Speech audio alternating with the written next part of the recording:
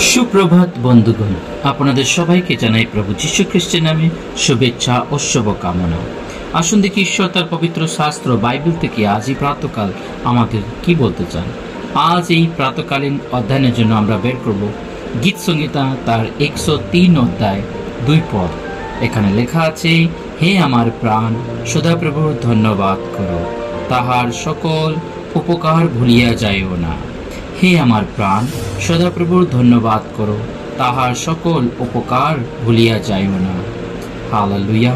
ঈশ্বর তার সুন্দর বাক্যে আমাদের সকলকে আশীর্বাদ যুক্ত করুন, আমেন। আমরা যখন গীত সংগীতা তার 103 অধ্যায় পাঠ করি, আমরা এখানে সাধু দাউদের প্রার্থনা দেখতে পাই। সাধু দাউদ প্রার্থনা করছে, হে আমার প্রাণ সদাপ্রভুর ধন্যবাদ করো। হ্যাঁ বন্ধুগণ, আজ আমরা যেন সেই সাধু দাউদের ন্যায় প্রার্থনা করি, যেন আমরাও বলি, হে আমার প্রাণ, হালেলুয়া, হে আমার প্রাণ সদাপ্রভুর ধন্যবাদ করো, তাহার সকল উপকার ভুলিয়া যাইও না। হ্যাঁ বন্ধুগণ, আমাদের চিন্তা করা দরকার, প্রভু আমাদেরকে সেই আমাদের জন্মের একদিন থেকে, মাতার গর্ভ থেকে প্রভু আমাদেরকে রক্ষা করে রেখেছেন। প্রতিটা দিন আমাদের প্রত্যেকটা প্রয়োজনীয় তিনি আমাদের জীবনে জুগিয়ে দিচ্ছেন।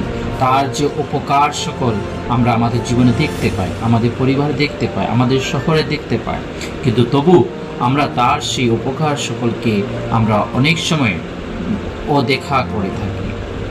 তাই বন্ধুগণ, আসুন আমরা আজকে একটি প্রণ নিই, যেন আমরা প্রভুর প্রতি যেন ভালোবাসা, প্রভুর প্রতি যেন স্নেহ, প্রভুর প্রতি যেন সেই যেই কার্য যেন আমরা করতে পারি।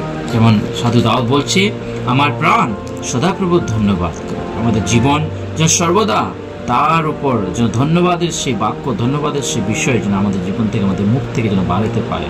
প্রতিটা দিন, প্রতিটা মুহূর্তে যেন আমরা প্রভুকে ধন্যবাদ করি, তাহার সমস্ত উপকার যেন আমরা ভুলিয়ে না যাই। না বন্ধুগণ, আপনি জানেন আপনার জীবনে প্রভু কতটুকু কাজ করেছেন, কিভাবে আপনার জীবনে কার্য, সে সমস্ত কিছু আপনি জানেন। তাই বিশ্বাস করুন, প্রভুর উপর নির্ভর করে প্রার্থনা করুন, প্রভুকে বলুন, ধন্যবাদ যে আমার জীবনে তুমি সমস্ত কিছু দিয়েছ, তোমার সেই উপকার সেগুলো যেন আমি ভুলে না যাই।